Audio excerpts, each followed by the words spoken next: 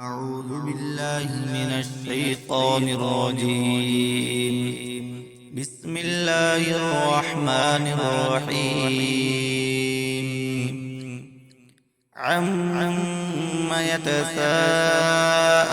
عن النبأ العظيم الذي هم فيه مختلفون. كلا سيعلمون ثم كلا سيعلمون. ألم نجعل الأرض مهادا والجبال أوتادا وخلقناكم أزواجا وجعلنا نومكم سباتا وجعلنا الليل لباسا وجعلنا النهار معاشا وبنينا فوقكم سبعا شدادا وجعلنا سراجا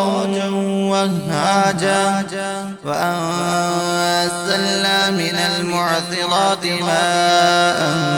ثجاجا لنخرج به حبا ونباتا وجنات ألفافا إن يوم الفصل كان ميقاتا يوم ينفخ في الصور فتأتون أفواجا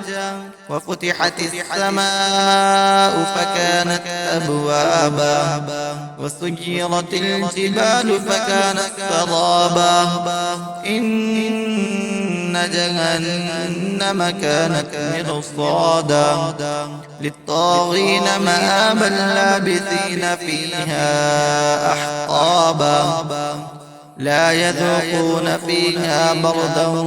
ولا شرابا إلا حميما وغساقا جزاء وفاقا إنهم كانوا لا يرجون حسابا وكذبوا بآياتنا كذابا وكل شيء أحصيناه كتابا فذوقوا فلن نزيدكم إلا عذابا إن للمتقين مفازا حدائق وأعنابا وكواعب ترابا وكأسا دهاقا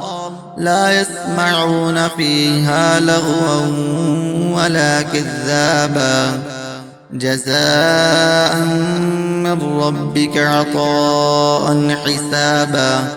رب السماوات والأرض وما بينهما الرحمن لا يملكون منه خطابا يوم يقوم الروح والملائكة صفا لا يتكلمون إلا من أذن له الرحمن وقال صوابا ذلك اليوم الحق فمن شاء اتخذ إلى ربه مآبا إنا أنذرناكم عذابا قريبا يوم ينظر المرء ما قدمت يداه ويقول الكافر يا ليتني كنت ترابا.